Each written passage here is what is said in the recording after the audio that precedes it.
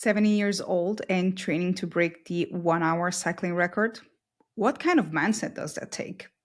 Jeff Seckendorf isn't slowing down, he's speeding up, redefining aging in sports and proving limits are meant to be shattered. From starting his competitive journey in his 50s to becoming a mentor and coach, this is a story of resilience, purpose, and mastering life through sport. I'm EGR, and this is Athlete.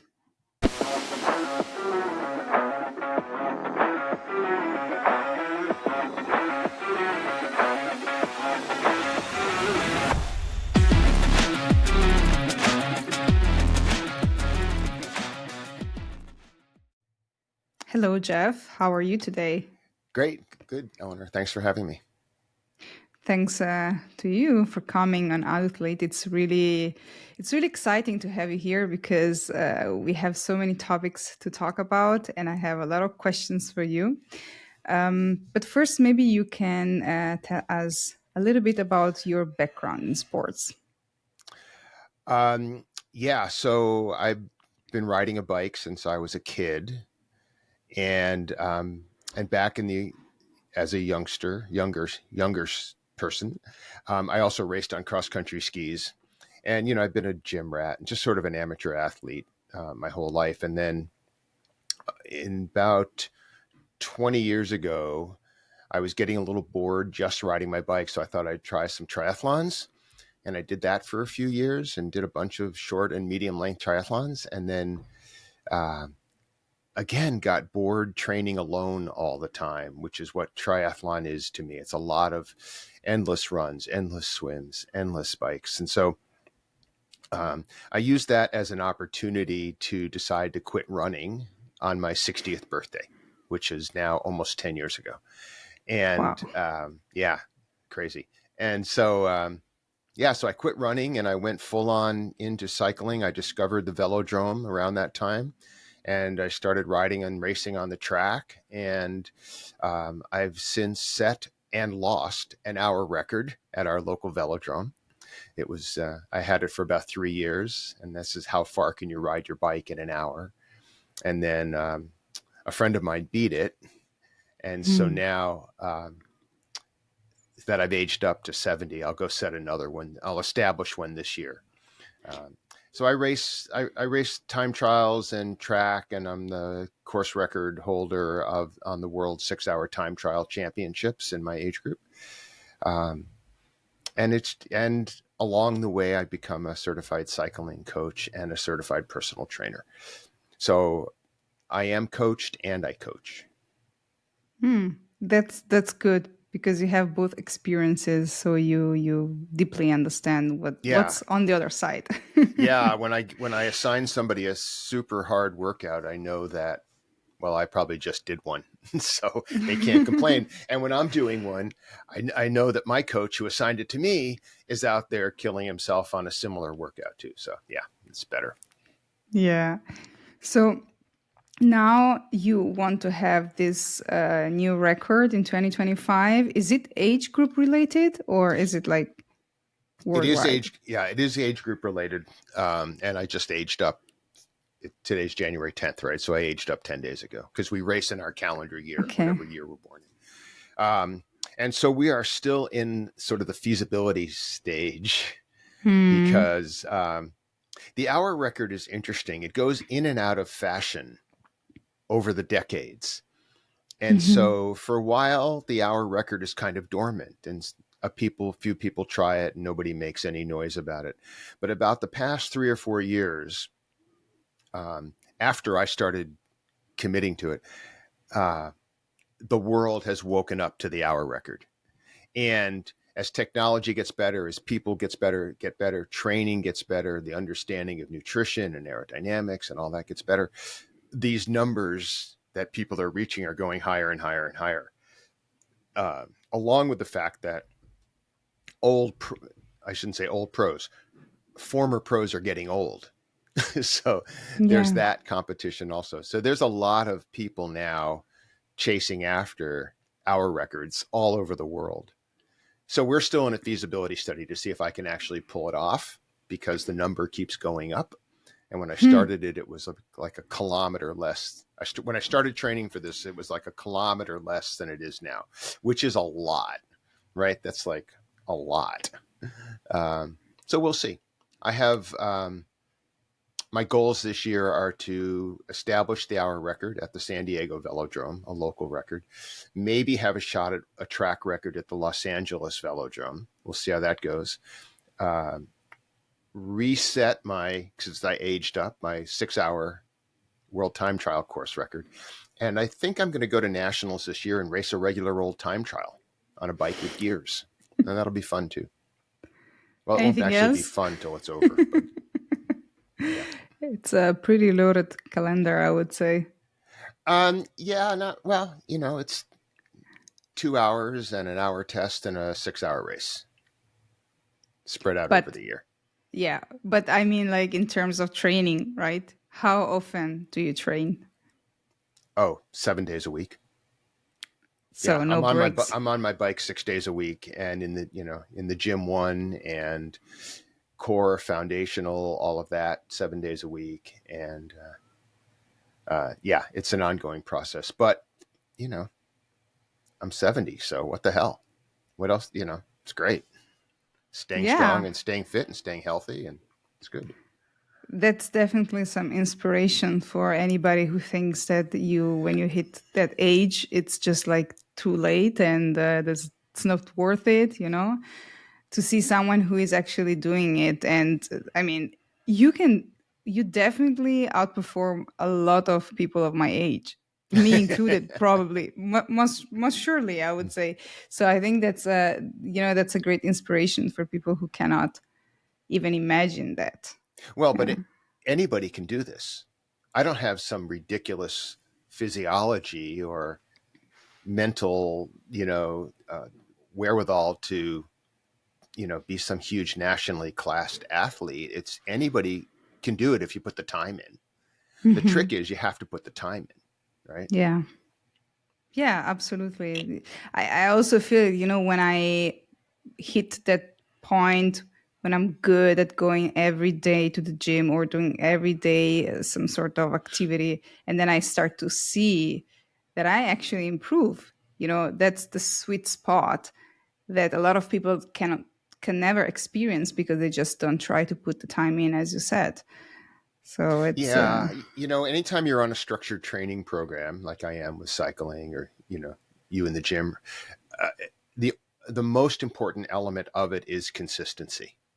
You can have Mhm. all the structured training in the world, but if you don't do it, it doesn't do anything.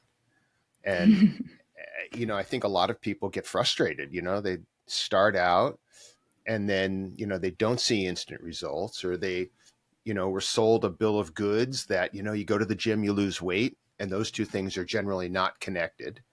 Yeah. um, so people get frustrated and they stop or slow down, or you know I think you just have to say, I'm in for the long haul. For the process, not just for the goal. Of course, yeah. If you don't So like the what process, there's no point, right? Yeah, exactly. So it's a long-term, lifelong commitment, I would say. It's not just I'm doing this for X result. It's really like I'm doing it because I'm enjoying the process, even if it's painful most of the Yeah, and time. like, I'm not a professional athlete, right? I'm not getting paid to be an athlete. I'm getting paid to be a coach, personal trainer, and all the other things I do. But nobody's paying me to ride my bike, Hmm. so I just have to do it because it's fun and satisfying. Yeah. So what thought make you one day you woke up and said, "Okay, I want to hit the record for 1 hour." What inspired you to actually go there? So that's actually an interesting question. As our bodies age, our physiology changes. This is something that's really hard to beat, no matter how hard you try. That basically, muscular strength can get reduced as we age, but endurance tends to decrease much more slowly on a scale than pure strength. Hmm. So what happens is as athletes age up, they generally, and this is not everybody, most people generally become better at longer endurance events because that's just, it's the way our physiology is. So for me, I'm riding the same time trial numbers, and I just did an hour attempt last year, and it was better than my attempt from 3 years ago. But I know that when I go to the gym, my weights are not quite as high as they were 15 to 20 years ago, right? So muscular strength reduces, but aerobic conditioning and fitness doesn't necessarily, which is interesting. So Hmm. the traditional races, um, the pursuit and time trial races on the track are very short. In my age group, a 2K, which takes just over 2.5 minutes. Uh, and that is not my strength, because so much of it is related to how much power you can generate at the start and can you sustain this very short effort. My strength is in being able to put my head down and go long for half an hour, 6 hours, whatever it happens to be. So I was looking around the track and it's like, what can I do that's competitive that is longer than a 2.5 minute 2K or a 4.5 minute team time trial, team pursuit? And, um, and then there's the hour record. It's like, well, Hmm. let's see what I can do for an hour. Because I was racing time trials and all this other stuff. So it's like, let's just try it. And then I was working with this coach, this amazing woman back at that time. And I said to her, I think I was 65 or six, so about 4 or 5 years ago. I said, I want to do an hour record when I'm 70. And she's like, well, let's just do it now. And I'm like, yeah, I don't think so. No, I said, let's just do it now. And so we trained for about 3 months and I did the attempt and got one under my belts, learned how to do it, and have been going forward since. And it's just, for me, it's just being able to capitalize on my strengths and not fight my weaknesses. Hmm. You have to, as an athlete, you capitalize on your strengths and you train your weaknesses, but I can't train out aging. I have to accept Hmm. that and capitalize on the good parts that come with it, which means if I can train this aerobic engine and my go long base, then I'm staying competitive in people within my age group. Does that make sense? Hmm. Yeah. Yeah. Yeah. So That's that's how something. yeah. So that's to answer your question. That's where the hour record came from. Let's find something on the track that's longer than 2.5 minutes. Hmm. It's cool. Yeah, absolutely. I mean, to push yourself, basically, to do something that just makes your your endurance, like to go forward, because otherwise, what I understand, when you hit plateau, sometimes it gets, what am I gonna do next? Yeah. I Yeah. think we are all like seeking, when you have this kind of a high achiever personality, you're always looking for the next. When you reach it, you're like, okay, that's it. What else can I do? Right. And the other thing is you can't control anybody else. Right. So I did Hmm. an hour 4 years ago on our local track and I went just under 37 kilometers. And then a friend of mine came along late last year and he rode 38 and change. So I decided I'd go out and try to get my record back before I aged out of that group, which was 3 weeks ago. And so I went out and I did my absolute best, had a very good day, and did not beat the other guy. But I did beat my 3 or 4 year old record, which was a real win for me. That here Yeah. I am, that much older and going faster. And what I couldn't control was the other guy who went even faster or farther. Right. So what I look at as an aging athlete is, or as an athlete who's aging, maybe that's a better way to put it, is what can I do to do my best every day? And I no longer care about anybody else. It's kind of why I race time trials, right? I'm Hmm. not close to other people. I'm not in a race with other people. I'm not having to follow groups. I'm not having to do accelerations on somebody else's schedule. I'm just riding as hard as I can, as well as I can in the time frame that I have allowed for a 20 kilometer time trial, or in my case, almost a 40 kilometer hour record, or you know, whatever it is, 180-kilometer 6 hour. So you said that before nobody was actually taking care that much about this 1 hour record, but how is it? I'm just asking, as I have no idea about how records are like how do you decide, okay, we have the 1 hour, the 30 minutes, whatever. Is there any option possible, or is there like some fixed kind of records that make sense for every sport? And then in this case, there was this 1 hour, not so many people were taking care of it. So, like I said, so the hour record has been going on since the 1800s. When Okay. cycling first opened up its doors to the world, people were like, Right. "Oh, how far can I go in an hour?" Because it was this cool fixed time. Hmm. And as I mentioned, it goes in and out of fashion. And right now, it's kind of the hot ticket. You want to make some noise in the world and test yourself against the rest of the world. Lots of people are stepping up and doing hour records, and it's a very very specific event, right? A fixed gear bike in a velodrome within parameters of what the governing bodies have laid out for a track time trial, So basically. it's a fixed date. It's not like you can do No, it and you do someone. it whenever you want, Ah, but okay. but it Hmm. requires a bit of a community, right? You need commissars, you Mm, need timers. I mean, you need the track. It's a thing, but I can schedule it okay. whenever I want. And that's kind of what went sideways when I did the one in San Diego, because San Diego is an outside track. And I had to book it like 2 weeks in advance. And the day I got there, it was windy. It's like, oh, Mm. But are crap. you But alone, or is there, because you said there was someone else with you last well, there's time? timers and there's people, um, you know, recording the each lap time No, I and mean like all that. riding with you, Oh no, it's like just no, you're totally just alone on the you. track. Yeah. Okay. Okay. Right. And so like an indoor velodrome takes some of that variability out of it. Mm-hmm. But I just happened to pick a bad day. That's the way it goes. Yeah. But no, so you can set up an hour attempt whenever you want. It's not like, the Tour de France where that's on a particular thing and everybody goes.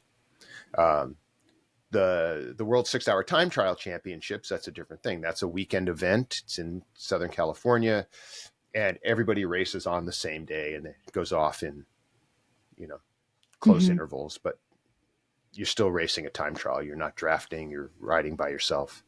It's still a mental game. Are you paying those people who come to track and check? I'm buying breakfast for them. Okay. I'm just wondering, like, because I guess if loads of people would just call them randomly and maybe not even get to the record, it would be a waste of time for them, isn't it? Yeah, at a national international level, you have to pay commissars and you have to pay timers and all this other stuff. At the local level, we bring out the friends. Okay. Okay. Interesting. Yeah. So, this is like very long term goals that you put yourself. So we talk a little bit how you need to be consistent, but how do you deal with motivation? Because not every day I mean, nobody is motivated every day to do anything. So that's a good question, and there is an answer and there is not an answer. It's kind of in my DNA that I can do this, right? That I have the wherewithal to get on my bike every day, and I still love it, right? And I've been riding a bike for 50 something years. Um, at the same time, proper coaching is really a critical element of that, because in order to see progress, you need to rest and recover, right? Mhm. When you go to the gym and you do a bicep curl, for example, right? That doesn't make you stronger. What makes you stronger is the next day when you recover and your muscles recover and they recover stronger, right? More capillaries, more mitochondria. So that recovery is where the benefit actually takes place in your body. The Mhm. mental work, of course, is the day you're actually doing the bicep curl. But the recovery, which is called adaptation, is in the rest period. So what I've learned as I've got into these later age groups is that the rest and recovery stage is so important, not only physically but mentally. So Mm. I can work hard on the bike for 2 or 3 days in a row. And like today, I had a 1 hour recovery ride, which is like going for a walk on the bike, right? You're spinning the pedals. I was on a Zoom call with some friends.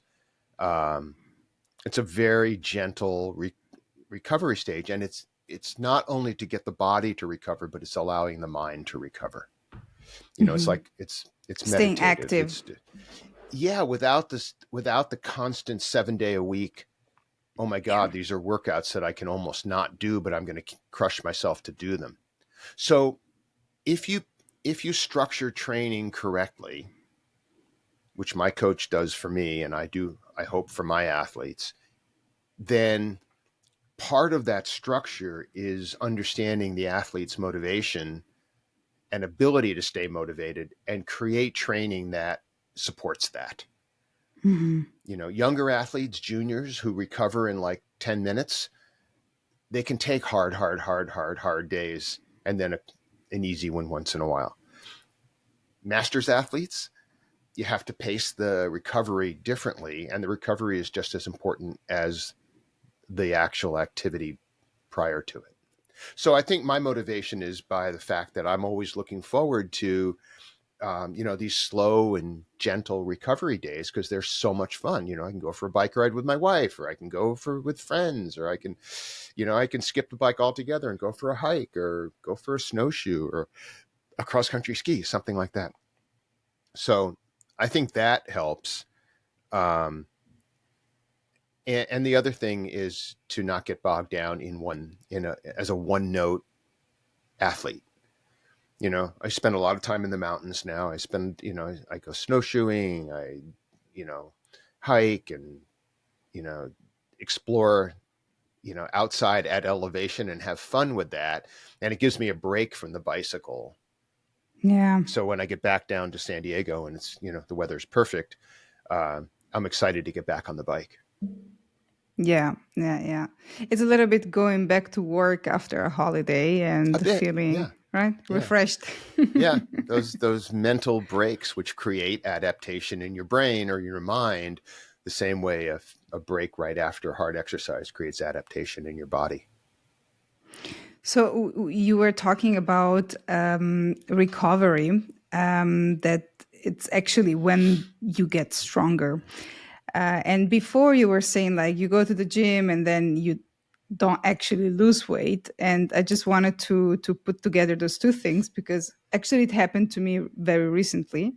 Um, I was super, super, super hungry after I think it was like 3 days in a row. I was training and then I got like incredibly hungry and I was thinking, okay, what's going on? I was not, of course, eating anything bad, but I was eating a lot. Just incredibly. So of course, I thought maybe because I did train so much in the past days, and now my body is trying to recovery. And I'm thinking, what about those people who, because sometimes you start being active and it's not good to start a diet at the same time because you do get hungrier just at that stage. So, what do you think, in your opinion, when can you actually start with a diet after you start practicing sport? Oof. That's a big question because a lot of people come to exercise to lose weight. And, Mhm. my disclaimer is I'm a coach and a personal trainer. I'm not a nutritionist or a dietitian. So, you know, I'm coming at it from that point. However, Mhm. uh, weight loss and fitness are different things, and they're managed with different eating systems. So, if you come into and you come in and say, okay, I want to lose 10 pounds, 20 pounds, 10 kilos, something like that. You have to look at this and say, well, exercise will help you get fit, but eating less will help you get thin. and they're not really connected. So the way I work on it with people who I train is to divide what goes in your mouth in sections. So there's the amount of food it takes to live, right? Your basically your basal Basic. metabolic rate, right? Hmm. So how many calories do you need to wake up, get dressed, take a shower, sit at your desk, do your deal, and maybe walk the dog for 10 minutes? Okay, that's a number X, right? Whatever that is, 2,000 calories. Make it easy. Then there's the exercise. In order to get the benefit of exercise, you have to be fueled. Hmm. So it's important to look and say, well, how much caloric need does my exercise take? And let's put that into our bodies as fuel for exercise. So then we can separate food and fuel, right? So during the day, the food is what it takes you to live, and the fuel is what it takes to do proper exercise and get the benefit. Because if you go into the gym starving, or you go onto a bike starving, or you finish your workout and you don't eat right after it to facilitate muscle recovery, then you're losing like a huge percentage of the benefit of the workout. Hmm. So, and if you do it this way, it's really simple to lose weight because you never sacrifice eating for the workout, because the workout is fuel. And nutrition for exercise is basically timing, composition, and quantity. Those are the three things that matter. So when are you eating, what are you eating, and how much? Hmm. So if I have a hard 3-hour bike ride, then I know I'm going to need to replenish like 900 calories before, during, and after the ride. So that's what I look at. I start eating the day before or the hours before, and I build up a caloric base, and then I eat during the ride, and then I eat immediately after to recover. That 900 calories is not part of food. That's Hmm. fuel, right? It's Before, during, and additional. after the workout, like 2 hours before, during, and then like an hour after. So that 5 or 6 hour block, that's all fuel. Outside of that workout window is food. And anybody can do this. Anybody can take it on like this. So, if you decide you want to lose, what do we say, 10 kilos, 20 pounds, you look at it and say, well, just eat a 3,600 calorie deficit for a week and you'll lose a pound of fat. So that means if your basal metabolic intake needs to be supported by 2,000 calories, you have to eat 1,500 calories for 7 days and you lose a pound of fat. It's just arithmetic. It's not even math. But then while you're eating that deficit, you're also fueling the workouts with the exact amount of fuel you need to actually accomplish the workout. So you're getting the benefit of the workout and you're getting the benefit of weight loss, but they're completely separate things. I think Hmm. that's the way I've always looked at it. And if I ever do get into a point where I've got to lose 2, 3 pounds, whatever it is, I do it out of food, not out of fuel. Because if I take it Hmm. out of fuel, my workout suffers. Yeah, Does because that make sense? yeah, that's exactly, there's also this option in those apps, calorie counting apps, where you can choose if you want or not to add or decrease the fuel, basically, that you are consuming, because it also takes, I don't know, if you have a smartwatch, it takes out or in the calories that you are consuming during your activity. So, and I think that's dangerous, because like you can overload yourself a lot if you say, okay, I did 500 calories, and then you say, no, I actually don't want to eat them. So in the app, you will still get, the basic, and then Right. it's not enough. Right. It doesn't, yeah. So it's not supporting your body Yeah, at all, or your mind, because then you're walking around hungry and exactly. cranky and hangry and all these other words, right? Yeah. It's pretty dangerous, I would say, and it overloads you in a crazy way. I mean, I tried also a little bit.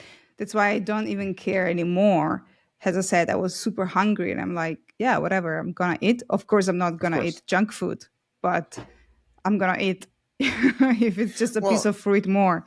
The other thing that's interesting is the hunger response, right? So I have a 13-year-old grandson, and we're trying to get him to lose a little weight. And he'll eat dinner, and then he'll eat another dinner, then he'll have ice cream, then he'll have something, and then so he's never given his body the The 20 or 30 time. minutes it takes to feel like he had enough food, right? Hmm. Because you just, when you're hungry and you just eat. Yeah. But if you just stop after you think you have enough food in you for 15, 20, 25 minutes, that hunger response goes away. And all of a Yes. sudden, you don't feel hungry. So you have to suffer through 20 minutes of not eating and feeling hungry, even though you know you just had like a giant, you know, steak dinner. It doesn't matter because you still feel hungry. So you can eat another, you know, steak and Yeah. another steak, and you just keep eating them because you're still hungry. But your body doesn't need it. It doesn't know to stop craving food because you haven't given it time for the food to settle into your system and that hunger response to go away. It's a really interesting thing. Um, and it worked really well for my grandson because he was like, you know, okay, that was a good meal. Now just distract yourself for 20 minutes and let's see if you're still hungry then. So that works. Yeah. And it's also like the anticipation. I've recently read about also the differences from men and women, because we are biologically different. So there are different reasons why we should feel hungrier or less hungry.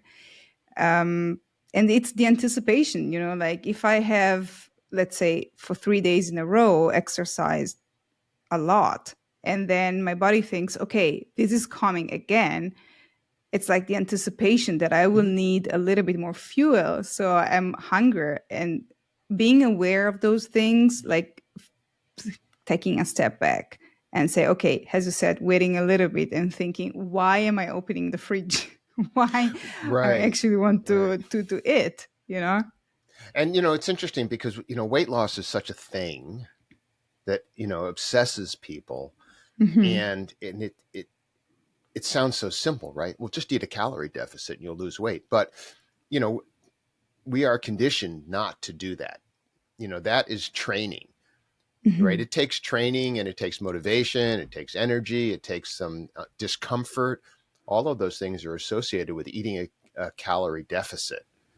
um, and if you treat it as food and fuel and you don't eat a deficit on your fuel, it does make it easier to set up your day and time your exercise to eliminate these periods of horrible hunger. Yeah, yeah, we're just basically animals with different reasons to have those behaviors, and we should really think about before to act. Yeah, maybe that'd be a good idea. So you said you coach adults, Hmm. I presume, or do you also have younger No, athletes? no kids, Mm. no So, kids. what is the biggest challenge for coaching adults? Hmm. Um, I think that's too broad a question to actually answer because everybody is different, right? When you take on an athlete, everybody's different. So there's no archetype that you can say, well, you know, this person is 60 years old and has this set of issues. Because the beautiful thing about coaching, the thing that makes it fun and challenging, is that everybody comes in with their own things. And, you know, an exciting part about coaching is that first month where someone's filled out an info sheet form and you're starting to question them and interview them and find out what makes them tick and what makes them motivated, and then you can start to prescribe training that meets their very unique requirements um, for fitness. And Mhm. I think that you just can't say, well, this, because you're an aging athlete or you're 60 or 70 or 80 or 90, whatever it is, you're going to have this particular, you're being this pot of people like that. It's just not true. So there is, I think, no real answer to your question because everybody is different. And there are kids, who would probably need the same coaching as a 70-year-old, but you don't know that until you sit and talk to them. Hmm. Right. I mean, So, I've sort of found my niche in people around my age because I mhm. think it's hard to get, um, I think it's sometimes hard to find a coach who will focus on not getting you injured first, because that's bad. But then we'll really understand the needs for proper rest and recovery and how to prescribe training that really gets the best benefit, especially if people are still working, right? Because, you know, Mhm. time's limited. So time is important. Yeah, absolutely. And so it's really about tailoring. It's because you said they're not, they're unique. They're just, Yeah. you cannot really. Yeah. I mean, that's why coaching is still alive. And there are AI versions of coaching that are trying to get to that point, but it's never going to, I shouldn't say never. I think it's never going to get as good as a human who can listen to you and hear what you're saying on this moment, and how did you sleep, and how did you eat, are you trying to lose weight, are you trying to gain weight, are you fueling properly. All this stuff is a part of paying attention to an athlete, and be just being sure that you're prescribing a program that's productive for them, not a productive, not yeah, anti-productive. Yeah, so I think this AI can get to that point to being like a human, but I think what's the big difference is like you are a coach, but you have a coach. You have Yeah, someone who takes you accountable. And I'm thinking, yeah, we can have an app or a system that takes all our statistics, that takes how much we sleep, the quality of our sleep. Like those things can be technologically perfectioned. That's okay. But what cannot be perfection is like you doing it by yourself compared to having someone who takes you accountable and asks you, I don't know, once a week, every 2 weeks, whatever it's the frequency. And that's completely different. I think I can compare it to, let's say you do journaling and you go to a therapist.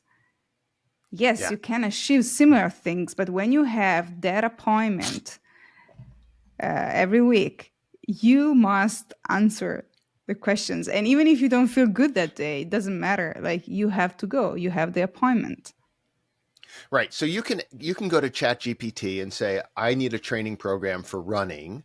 Um, 52 years old, I weigh, whatever I weigh, and I have a race in 4 months, and I can train 6 hours a week, and I have no, and it'll spit out a training program for you. And sometimes they look pretty good, Mhm. right?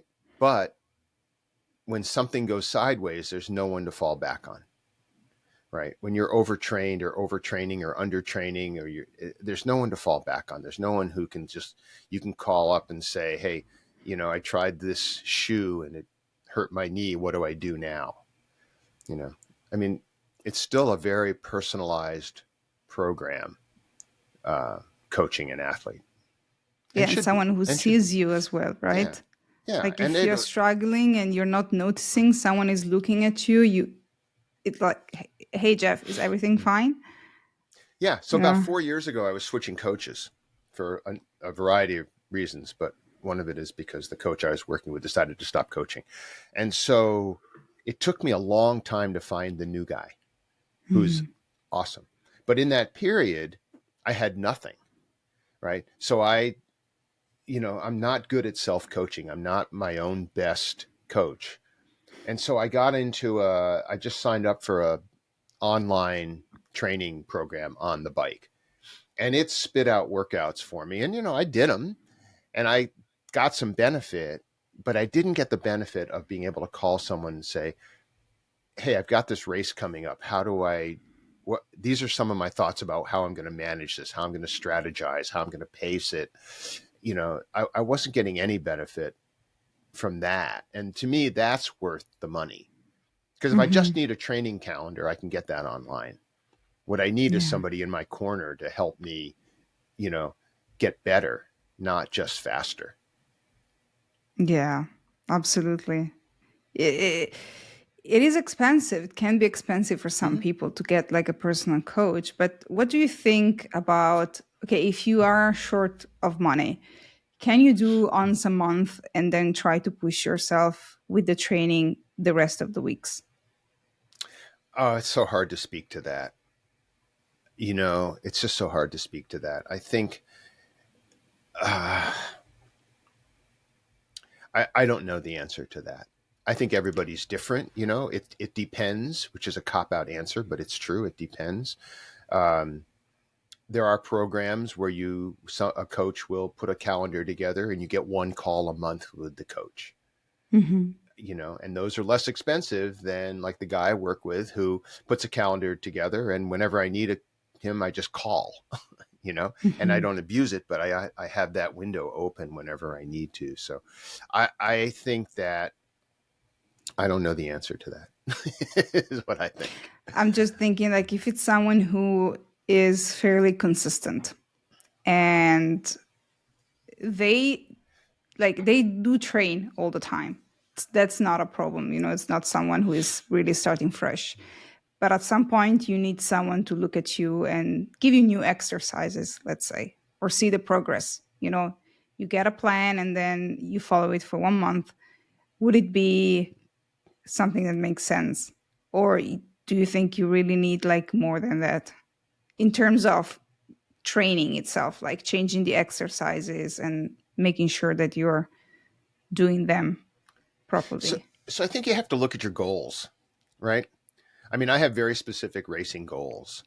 And one of my biggest racing goals is get faster, not stronger, right? And in order to get faster, the word I tend to use for me and for others is durable. I need to be more durable. I cannot get injured. Getting Hmm. injured shuts the whole program down. Yeah. So the risks become durability issues, right? So if you take an online program or an unsupervised program, and I'm not saying they're bad or they're not productive, but the potential for overtraining or um, training in a way that doesn't really support durability is risky, right? Hmm. Because it's very easy to get injured when you're training without guidance because you just go and then it sneaks up on you and the next thing you know something goes wrong with your knee or your hip or something like that. So I think that, and I'm not saying this because I do coach athletes. I'm saying this because I really believe it, that the personal interaction, one of the best things about that is having somebody who will understand how to make you more durable while you're getting whatever your perception of strength is. Like strength is force, right? How much Hmm. weight can you lift or stuff you can push. But what I'm interested in is aerobic endurance and durability. So I can actually sit on the bike for 6 hours and put out power. And then, you know, the next day feel trashed, but not limping. Hmm. Right. So yeah, I think anybody can do anything. And I think you just look at your goals and you decide, well, is my goal a race event? Is it getting, something where I really need like focus and need really precise training? Or am I just looking for a little better fitness, a little bit better durability? And do I have the wherewithal not to get injured? Yeah, then great, do an online program. Hmm. But when you get injured or if you get injured, then you got to go back and say, well, how did that happen? Yeah. How did an online program not know that my knee was twinged a little bit from yesterday, but here I am getting a super hard workout again today, and bang, then I'm gone. So But I, that I can just think you have to happen. pay attention. That can happen also when you have a personal trainer, because I guess everybody's body is so different that, yeah, you can have certain techniques to avoid injuries. Like, for example, I was reading about the change in the women's body and how you should sprint in a different way after a certain age, and someone has to explain this to you. And there's a lot of girls who, after teenage years, they just leave sports altogether because they feel like they cannot compete anymore. It's just because the body has changed, Hmm. and the center is getting a little bit upper. It changes a lot of things, and then you're not performing the same way, basically, and injuries come with that.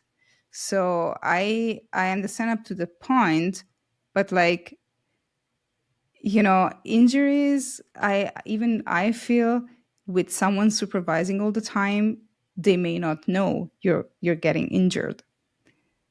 Possible. Yeah, absolutely.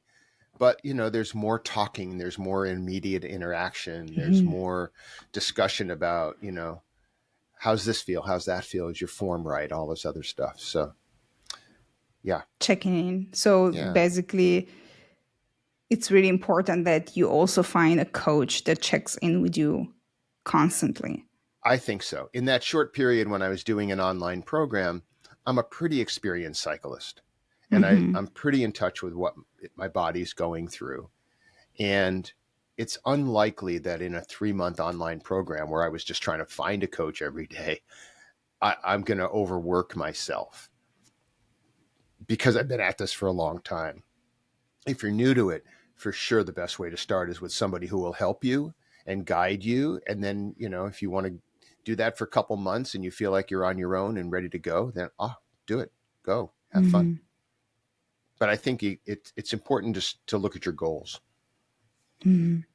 So have you ever, because we're talking really about mentoring, basically, Mhm. and you have this Institute of Purpose Yeah. to focusing on how teaching and basically mentoring this is really important.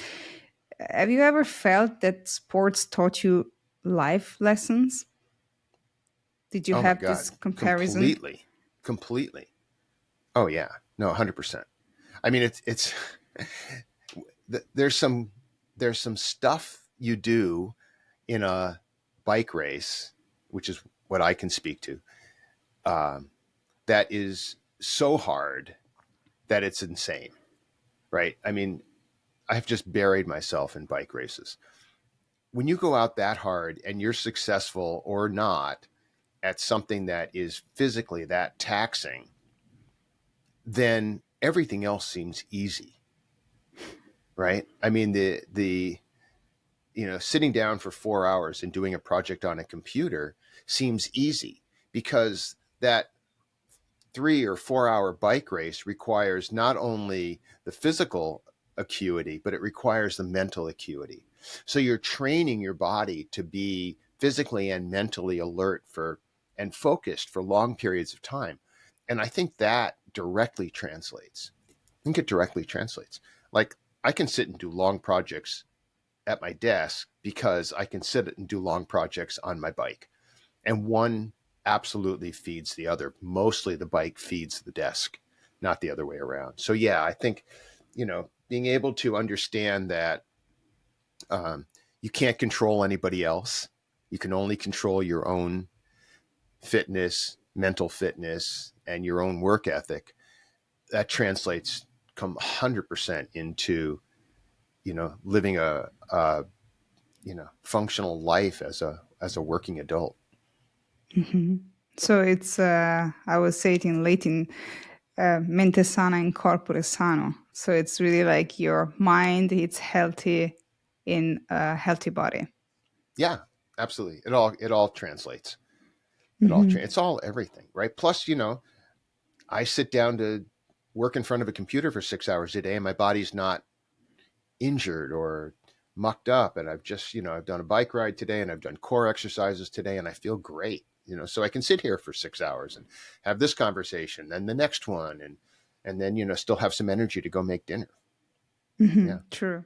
Yeah, you can sit all day but feel drained completely and unable to do anything else. And you can, just have that half an hour in the morning or 1 hour, mm, even just walking, and feel refreshed for the entire day. yeah. It's really powerful. Doing something every day. Mm-hmm. Yeah. So tell us a little bit about the Institute of Purpose, because I think it's quite interesting. So this was a cool project. I was having coffee with a friend of mine. We were just chatting about some very it's just different ideas and things we were both going to do with our businesses and careers. And he said to me, "I have the name for this company that I really like, and I don't know what to do with it." He's like, "Well, what is it?" He said, "It's the Institute of Purpose." And I was like, "That is the best name for something I've ever heard." And sitting at the table, we got our phones and we bought the URL immediately, having no idea what it was going to turn into. And this was, I don't know, 4 years ago, maybe something like that, maybe even five. And so we now own instituteofpurpose.org. Well, then what? So we tried all sorts of different versions of this. It's kind of like having a name for the band, but you don't have a drummer. Yeah. We didn't really know what it was going to do. And, we, for a while, we made it into a corporation, but that wasn't productive. So we closed that. Then we were going to make it a nonprofit, and that didn't seem to make sense. So we closed that idea. And eventually, what this came to was a place for us to present people's ideas on what is their purpose in life. Why are they just living? What are you doing every day, and why? And so, I have a filmmaking background. My first and long career was as a filmmaker. So we started creating these little videos. Some of them are short videos recorded on Zoom. Some are longer projects that I've built and photographed and put together. And we just started putting this together website like a clearinghouse for people talking about their purpose. And that's all it is. It's so elegantly simple. And, it's not monetized. We don't make any money off it. It's it Once in a while we meet somebody interesting and we say, "Hey, would you like to record a little video about what you think your purpose is in life?" And we pop it on the website, 30, 40 seconds, 1, 2 minutes. Sometimes we see a story that looks really interesting and we shoot a little 5 or 10 minute video about that. But really, it's just a place for someone who's lost to go and say, "Well, I'm not alone. There are other Mhm. people who have been down this road." What's interesting, and this is kind of a spoiler alert, if you go to the Institute of Purpose and you start looking at the videos and you start listening to people's stories about what they see as their purpose, everybody's road is different, but everybody gets to the place of to help other people. It's Mhm. really interesting. Through Some are coaches, some are businessmen, some are medical, some are helping. It's just uncanny uh, how focused this community of people who have just participated. And maybe I'm biased, right? Maybe I'm just finding people because I know that they're doing good work in the world. Mm.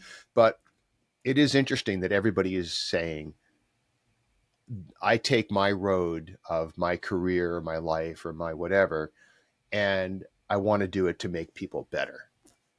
Mhm. I just think that's really interesting. So we just keep the website going. We add to it once in a while. It's got a little speakers bureau if you want to hire one of us to come talk about, purpose at an event or at a meeting. We'll do that. And yeah, it's very low key, very fascinating uh, project. And, of all the things I do, it's one of the things that has the most heart for me. Mhm.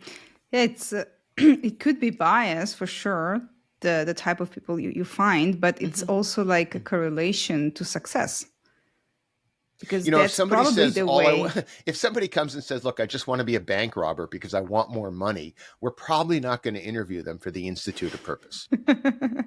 I mean, I'm choosing people who I think will have something good to say about the world. Mhm. Um, uh, and that was interesting. That was kind of the thing with the hour record too. If we circle Mhm. back to that, is that when I started the idea of the hour record, it was just a personal goal. I just wanted to do it because it was there. It really didn't mean anything. And then from that, we started seeing, well, how can we use this very, very difficult event on the bicycle to influence other people to maybe start an exercise program or, clean up their diet, or, if I can do it, you can do it. And so the whole thing with the Institute of Purpose was sort of came to this point of like, well, let's take the bike ride and twist it a little bit so it's not just about me, me, me, me, me, me, me, and let's make it about you, you, and you, and you, and you, and you. And so that was a big push to get this thing to give us some direction with the Institute of Purpose, as to Mhm. where it goes. But I encourage everybody, just go watch the videos. They're short, and it's instituteofpurpose.org. And like I said, you can contact us, and there's a speakers bureau. So if we can help you with that. That's pretty good. Yeah, It's I pretty guess cool. it's the human nature to be in service at a certain point. So as you said, you go through different ways, and then there's the point. I also heard this from many people actually. Monitoring people who like to stay in the mountains a lot. I don't know if you noticed, but many tend to be lone wolves, like to the point that I got someone who's like, when I went, ski touring, I could not stand the idea if I saw the tracks from someone on the snow Mm. who went before me, like that kind of level. And there's also Yeah. associated some sociopathic. I heard that, some people are dead lone wolves. But I remember I met someone also like 80 years old, and he's like, yeah, but eventually I got out of that, and I just volunteer now with the Red Cross, and that's what I feel is like really giving me purpose in life right now. It's helping others. Yeah. I don't have that. I The lone spend wolf. a week, yeah, I spend a week a month in the mountains, and I love it to be, up there with, family and community, and, you know, and you know, I like being alone too. There's nobody here today. It's great. Yeah. Yeah, I think it's just like maybe a percentage of population she's like that. Um, Maybe more prominent because being there, it's really being alone completely. So I Well, the was world is really getting crazier, Eleanor, and I don't know how much politics you're paying attention to in the United States, but the world is getting crazier. So maybe the mountains are, everywhere. are a good place No, to no. be. Yeah. Yeah, stay alone in the mountains, right? Yeah. Right. Turn off the television. Yes.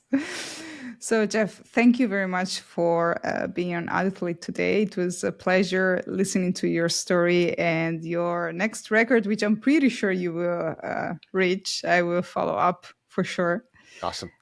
Great. Yeah. And It's fun to be here. I appreciate the time. yes, I wish you a lovely day. For you, it's just starting off, right? Yep. Yeah. Here are we? 10 o'clock. Yeah. Good deal. Good. All right. Thank you. Thank you. Thank you so much. Thank you.